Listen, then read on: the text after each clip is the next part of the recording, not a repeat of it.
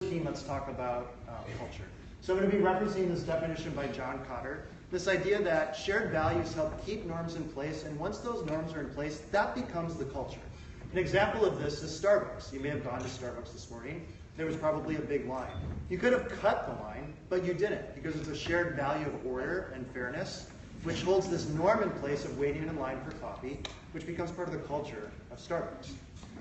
I want to emphasize that my answer is the least important part of this presentation. I'm going to tell you a story about how I arrived at that answer, and through that story I hope to help you think about what's your answer, and most importantly, how you arrive at it. So my story starts with a homework headache. I was teaching Algebra 2. I had 38 or 39 students in each class, and homework was just a hot mess. I didn't know how to manage it in terms of time. I didn't know how to make it meaningful to students' understanding of mathematics, and I didn't know how to make it meaningful to my own practice. And I realized that looking back, my vision for homework culture probably looked a lot like this, both to myself and my students. And so I talked to a colleague, and I, out of frustration, said, I want to change the culture around homework in my classroom. And it turns out that's really, really hard to do. So I tried a bunch of things, and they didn't work, and I reflected on that. I tried a bunch more things that also didn't work. And I reflected on that, and I did some more mistakes and reflected on those. And I came to the realization that routines are the pathway that leads students to my vision of classroom culture. Routines can scaffold the shared values. Shared values keep the norms in place, and norms become the culture of my classroom. So first step in this for me is to think about what is my vision for homework culture. For me, homework needs to be about effective effort and mindset. It also needs to be a space where students can learn what it means to persevere in mathematics. So if that's the culture, what are the norms for people that participate in this culture? Well, the norm needs to be that mostly we do our homework. 2012 is pre-culture shift. 2015 is post-culture shift. There are missing years of data. I'm going to talk about that in just a second. But for the most part, my students are doing their homework. So what are the shared values that keep this norm in place? Well, students need to feel like homework is useful practice. They need to understand that mistakes are important, and they need to believe that learning means making mistakes.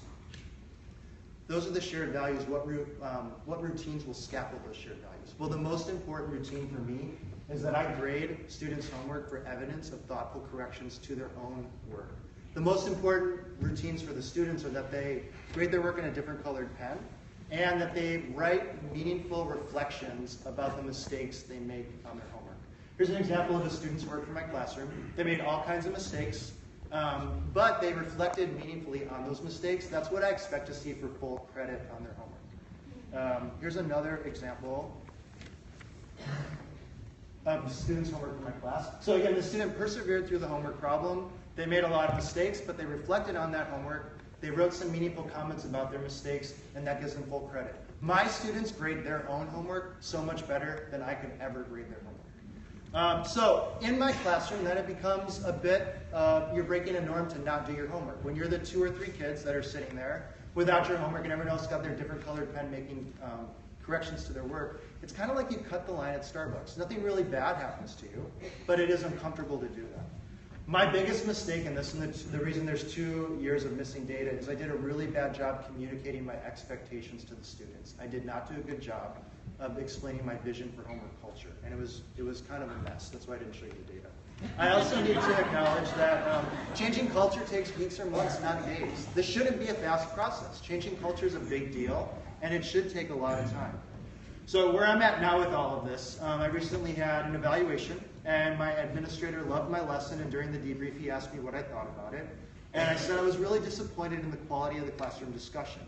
And my administrator told me that my class of mostly long-term English learners was maybe doing the best they could in terms of a discussion, and maybe I was expecting too much. And I couldn't disagree with him more.